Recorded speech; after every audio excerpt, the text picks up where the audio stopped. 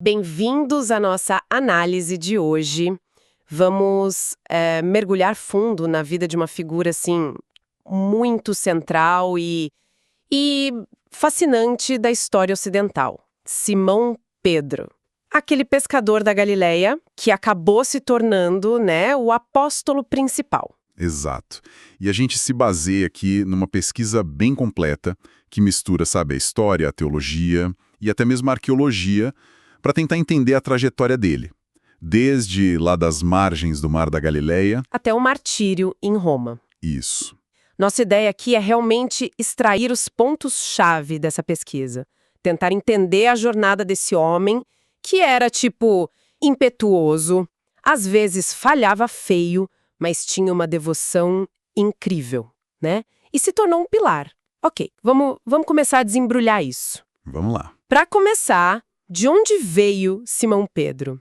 Como é que era a vida na Galileia do século I? Olha, ele nasceu em Betsaida, que era uma vila de pescadores mesmo. Mas depois ele se estabeleceu em Cafarnaum.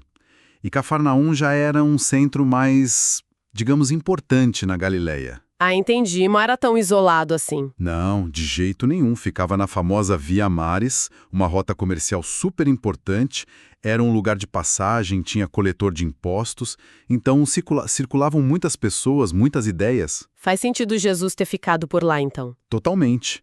Inclusive a casa de Pedro em Cafarnaum virou a base de Jesus.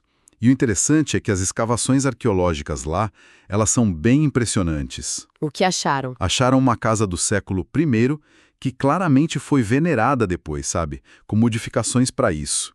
E tanto a tradição quanto a arqueologia apontam para ela como sendo a casa de Pedro. Que legal! E a profissão de pescador?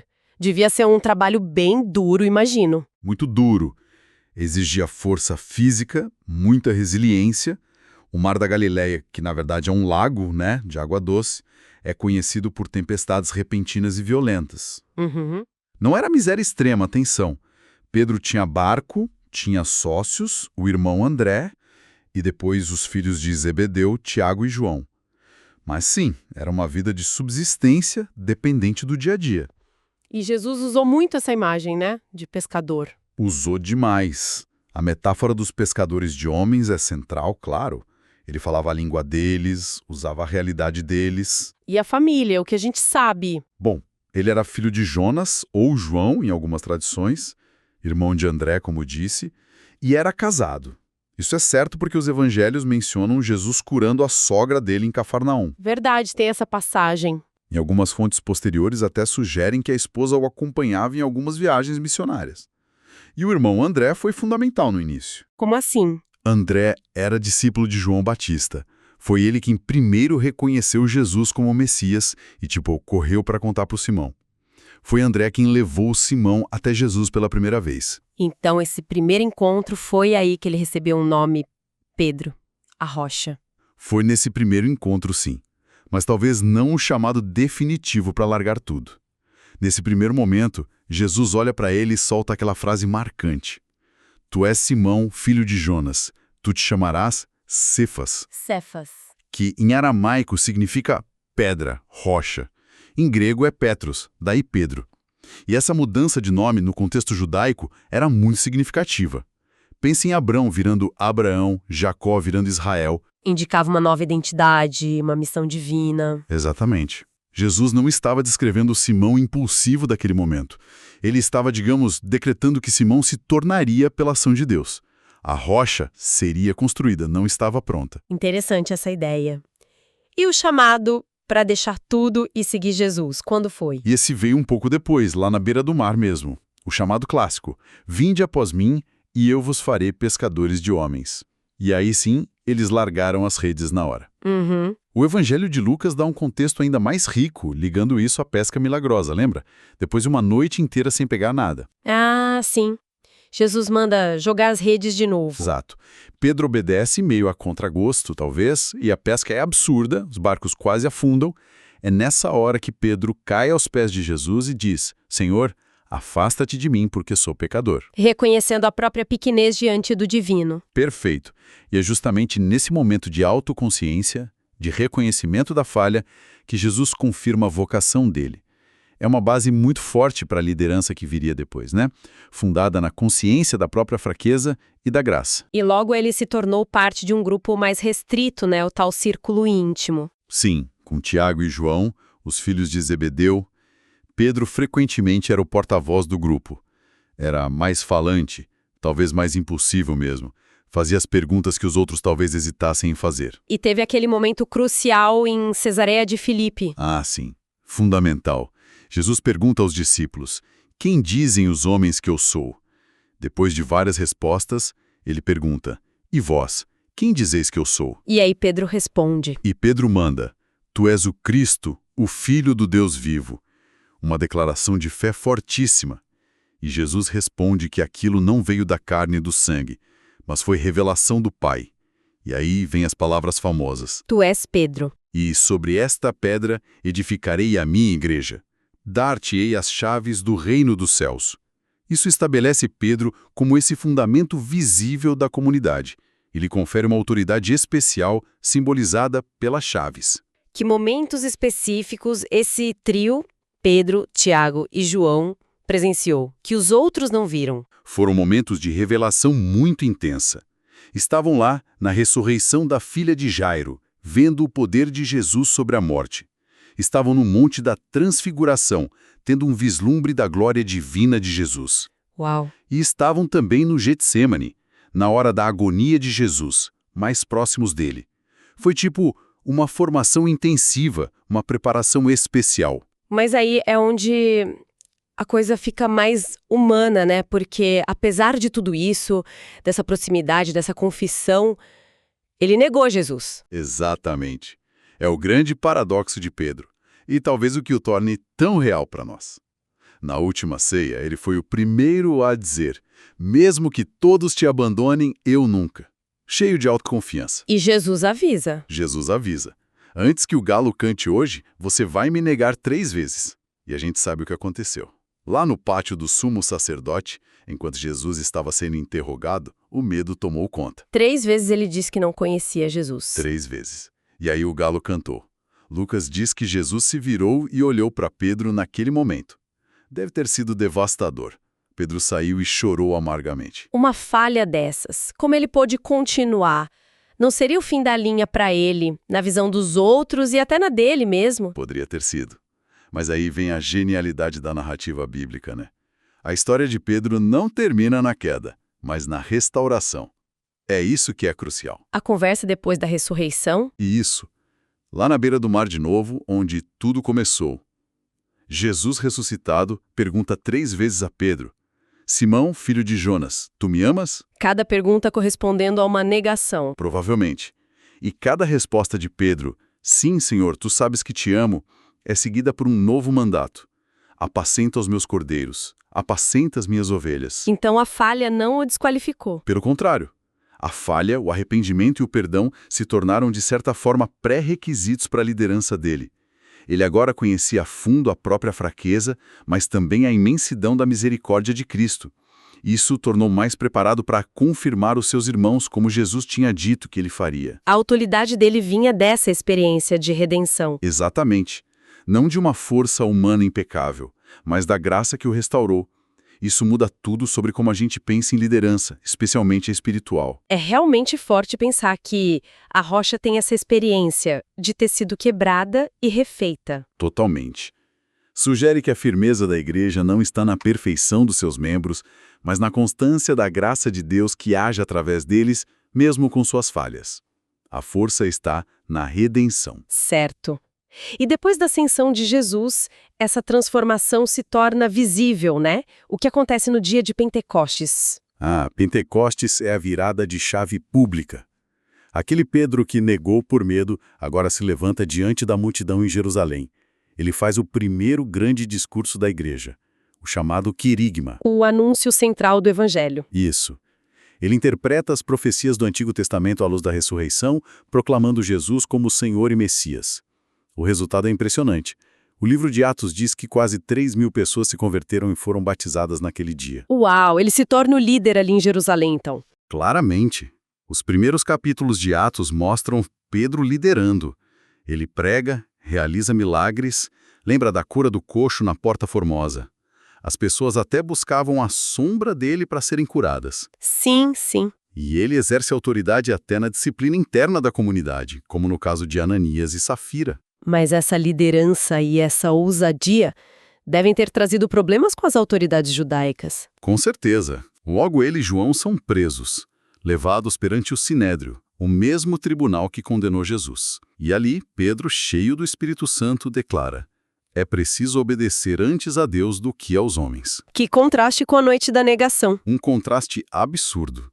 Mostra o poder transformador da experiência de Pentecostes. Mais tarde ele é preso de novo pelo rei Herodes Agripa, com intenção de matá-lo, mas é libertado milagrosamente por um anjo na noite anterior. Uma trajetória intensa, e a grande questão da época era sobre os não-judeus, os gentios. Como Pedro se envolveu nisso? Ele teve um papel absolutamente decisivo. O episódio com Cornélio, em Atos 10, é um divisor de águas. Pedro tem aquela visão estranha, um lençol descendo do céu com animais considerados impuros pela lei judaica. E uma voz diz para ele matar e comer. Exato. E Pedro resiste. De modo nenhum, Senhor. Mas a voz insiste. Não chames impuro ao que Deus purificou. Logo em seguida, chegam homens enviados por Cornélio, um centurião romano, um gentil. E o Espírito Santo manda ele ir? Sim, Pedro vai até a casa de Cornélio, em Cesareia, e enquanto ele está pregando sobre Jesus, o Espírito Santo desce sobre Cornélio e todos os gentios que estavam ali, da mesma forma que aconteceu em Pentecostes. Antes mesmo de serem batizados. Exatamente. E aí Pedro entende a mensagem da visão. Reconheço por verdade que Deus não faz acepção de pessoas. Ele manda batizar Cornélio e sua casa. Foi a abertura oficial da igreja aos gentios, feita através de Pedro. Isso deve ter causado um barulho danado na comunidade cristã de Jerusalém, que era majoritariamente judaica. Causou, e muito. Levou diretamente ao chamado Concílio de Jerusalém, por volta do ano 51, registrado em Atos 15. Havia um grupo forte vindo do farisaísmo que insistia: os gentios convertidos precisam ser circuncidados e guardar toda a lei de Moisés para serem salvos. Uma tensão enorme. Enorme. E aí Pedro se levanta e faz um discurso fundamental. Ele relembra a experiência com Cornélio, como Deus deu o Espírito Santo aos gentios, igualzinho deu aos judeus, sem fazer distinção alguma entre nós e eles, purificando seus corações pela fé. Argumentando contra impor mais regras. Exatamente. Podemos suportar. Ele defende que a salvação, tanto para judeus quanto para gentios, é pela graça de Jesus. A intervenção dele foi crucial para a decisão final do conselho. Que decisão foi essa? A decisão de não impor a lei mosaica aos gentios convertidos, pedindo apenas algumas abstenções básicas para facilitar a convivência. Isso garantiu a universalidade da igreja e a liberdade do evangelho da graça. O testemunho de Pedro foi chave ali. Além dessa liderança tão ativa, ele deixou alguma coisa escrita para nós? Deixou sim. Temos 2 cartas, ou epístolas, no Novo Testamento atribuídas a ele. A primeira epístola de Pedro é muito interessante. Provavelmente foi escrita de Roma, que ele chama simbolicamente de Babilônia. Ah, como um código para Roma? Exato, era comum. Isso foi ali por volta de 62 a 64 d.C., um pouco antes da grande perseguição de Nero.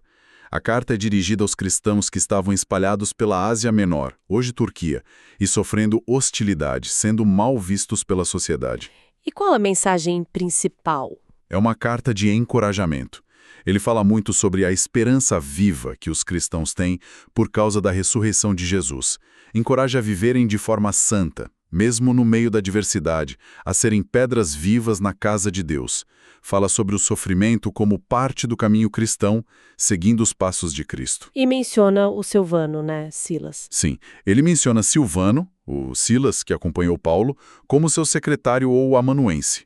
Isso talvez explique o grego da carta ser bem polido, sabe? Nela a gente vê Pedro cumprindo aquele mandato de Jesus. Confirma teus irmãos.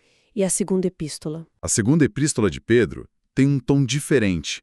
Parece mais um testamento, uma despedida. O foco principal é alertar contra falsos mestres que estavam surgindo dentro das comunidades, distorcendo a doutrina. Que tipo de distorção? Negavam a autoridade dos apóstolos, zombavam da promessa da segunda vinda de Cristo, a parousia. Pedro defende a veracidade da mensagem apostólica, dizendo que eles foram testemunhas oculares da majestade de Jesus. Ele até menciona a transfiguração, que ele presenciou. Entendi. Ele explica a demora de Deus? Sim, ele diz que a aparente demora não é falha de Deus, mas paciência, dando tempo para que mais pessoas se arrependam, e exorta os leitores a crescerem na graça e no conhecimento de Jesus. As duas cartas mostram Pedro agindo como pastor e guardião da fé. Essa liderança toda, essa defesa da fé, imagino que o levou ao confronto final em Roma. Como a jornada dele terminou? A tradição cristã, desde as fontes mais antigas, Clemente de Roma, que escreveu no final do século I, Inácio de Antioquia, Tertuliano é unânime em afirmar que Pedro foi martirizado em Roma. Durante a perseguição de Nero. Exatamente, provavelmente depois do grande incêndio de Roma em 64 d.C., quando Nero culpou os cristãos para desviar a suspeita de si mesmo. Foi uma perseguição brutal. E tem aquela história dele ter sido crucificado de cabeça para baixo? Sim, é uma tradição muito forte, relatada por Orígenes, no século III. Diz que Pedro, na hora da execução, pediu para ser crucificado assim, por não se sentir digno de morrer da mesma forma que Jesus. Um ato final de humildade, né? Nossa. E a cruz invertida virou um símbolo dele? Junto com o de Paulo também em Roma, é visto pela tradição como a grande fundação da Igreja de Roma, selada com o sangue dos apóstolos. E o local tradicional do martírio e do sepultamento, ali na Colina Vaticana, se tornou um centro de peregrinação desde muito cedo. Isso nos leva direto para uma questão bem espinhosa, né? A autoridade de Pedro, o primado que até hoje é um ponto de divergência entre as diferentes tradições cristãs. Com certeza. Tudo volta àquela passagem de Mateus 16. Tu és Pedro, e sobre esta pedra dar-te-ei as chaves. As interpretações variam enormemente e elas refletem visões diferentes sobre a própria natureza e estrutura da igreja, o que a gente chama de eclesiologia. Como assim? Pode detalhar um pouco mais essas diferenças? Claro. Vamos pegar os pontos principais. Primeiro, a rocha. Para a Igreja Católica, a rocha é a pessoa de Pedro mesmo e seus sucessores como fundamento visível da unidade da Igreja. Para a Igreja Ortodoxa, a rocha é mais a confissão de fé de Pedro, tu és o Cristo, uma fé que todos os bispos devem ter. Para muitas tradições protestantes, a rocha é essa confissão de fé ou, mais fundamentalmente, o próprio Cristo. E as chaves do reino? Para os católicos, as chaves simbolizam a autoridade suprema para governar a igreja, ensinar e definir doutrina. Para os ortodoxos, é uma autoridade para perdoar pecados e ensinar, mas que foi dada a todos os apóstolos, com Pedro sendo o primeiro a recebê-la e expressá-la. Para os protestantes, geralmente representa a autoridade de pregar o evangelho, que é o que abre as portas do reino dos céus. E como isso se traduz na autoridade de Pedro e seus sucessores? A visão católica é de um primado de jurisdição. Pedro e os papas têm autoridade real de governo e doutrina sobre toda a igreja. Em certas condições, ex cátedra, o papa é considerado infalível em questões de fé e moral. Certo. E a ortodoxa? A visão ortodoxa é de um primado de honra. Pedro era o primus inter pares, o primeiro entre iguais. Ele tinha uma liderança de destaque, uma honra especial, mas não um poder de mandar nos outros apóstolos ou bispos. A igreja é governada de forma mais colegiada, sinodal. E a protestante? Nas tradições protestantes, geralmente se reconhece a liderança histórica de Pedro, ele foi muito importante, mas não se vê uma autoridade hierárquica superior passada adiante. A sucessão apostólica é entendida mais como fidelidade ao ensino dos apóstolos, que está na Bíblia, do que uma linha ininterrupta de ordenações de bispos com autoridade especial. Então, basicamente, a forma como cada tradição lê essas passagens sobre Pedro define como ela vê a própria estrutura e autoridade na igreja hoje. Exatamente. Define se a visão é mais hierárquica e centralizada, católica, mais colegial e conciliar, ortodoxa ou mais focada na autoridade da Escritura e na comunidade local, protestante. Pedro está no centro desse debate fundamental sobre a natureza da igreja. Fascinante. E sobre o túmulo dele, existe alguma evidência física lá no Vaticano que apoia essa tradição tão antiga? Olha, essa é uma história incrível por si só. A tradição sempre apontou para a Colina Vaticana como local do martírio e sepultamento. Nos anos 1940, durante a Segunda Guerra Mundial, o Papa Pio XII autorizou escavações secretas debaixo do altar principal da Basílica de São Pedro. Que eles esperavam encontrar? Esperavam encontrar o túmulo de Pedro.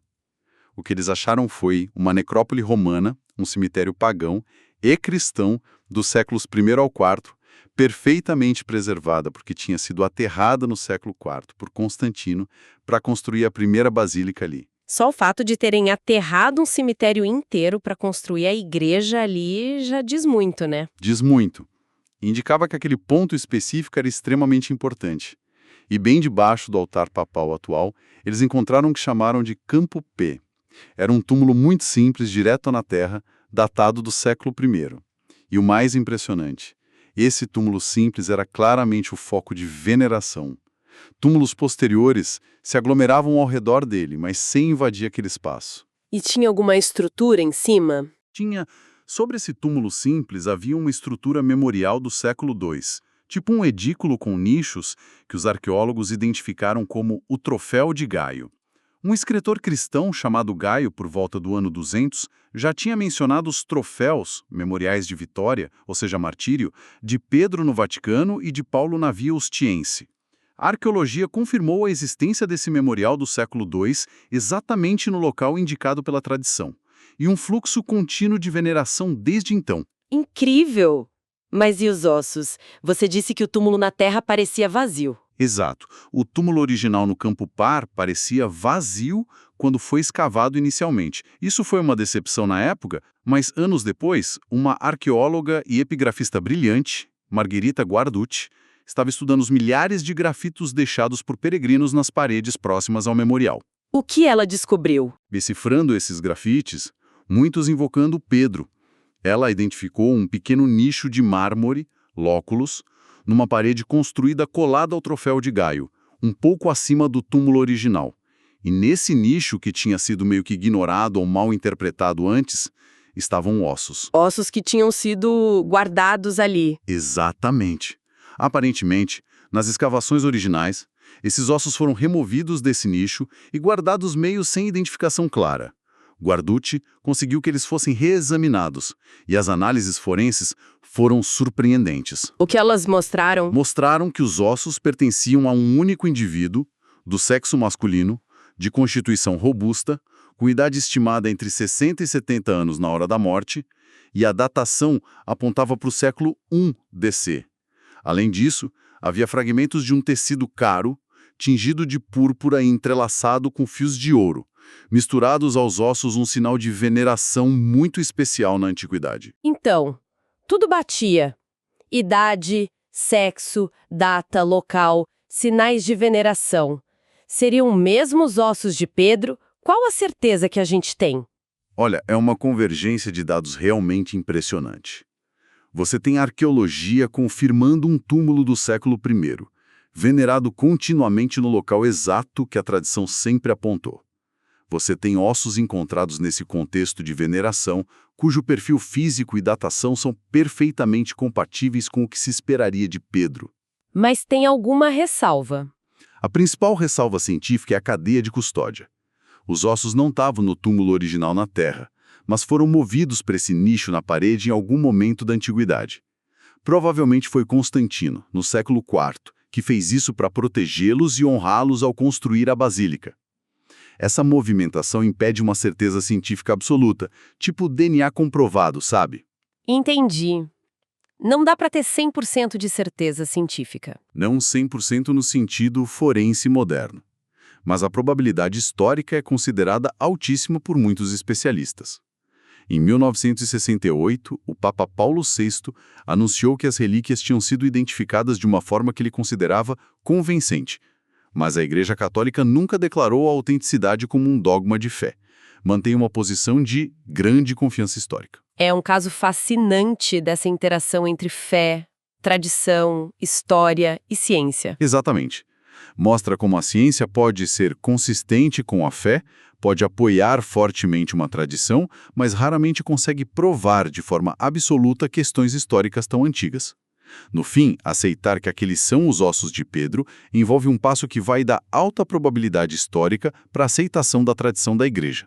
O debate acadêmico continua, mas a evidência é muito forte. Ok, tentando amarrar tudo isso que a gente conversou, a vida de Pedro é quase um microcosmo da própria jornada cristã, não acha? Um homem comum, cheio de paixão, mas também de muita fraqueza. Sim? Que é chamado, é transformado, aí é quebrado pela própria falha e depois refeito pela graça para se tornar esse pilar. É uma síntese perfeita.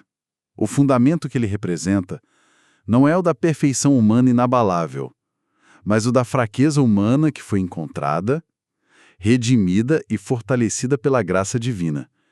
Talvez por isso ele continue tão central, mesmo nas divisões. Como assim? Bom, para os católicos, ele é a rocha visível, o primeiro papa, garantia de unidade. Para os ortodoxos, ele é o protótipo do líder apostólico, o primeiro entre iguais.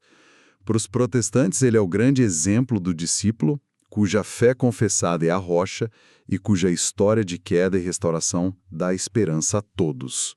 Em todas essas visões, a história dele de negação e perdão é absolutamente vital. Então, para a gente fechar, qual seria a reflexão final que essa análise profunda da vida de Pedro nos deixa? Algo para a gente levar e pensar a respeito? Olha, a história de Pedro certamente nos obriga a pensar sobre temas como liderança, autoridade, a estrutura da igreja, tudo isso. Mas, talvez, indo um pouco além, o ponto mais universal e provocador seja este. De que forma a experiência da falha pessoal profunda, aquela que nos quebra mesmo, seguida por um perdão genuíno e uma restauração, de que forma isso pode, na verdade, nos moldar para uma liderança mais autêntica, mais compassiva? Isso vale para qualquer esfera da vida, não só religiosa. Será que a vulnerabilidade, quando a gente reconhece e ela é redimida, pode se tornar paradoxalmente uma fonte inesperada de força, de sabedoria, de conexão com os outros?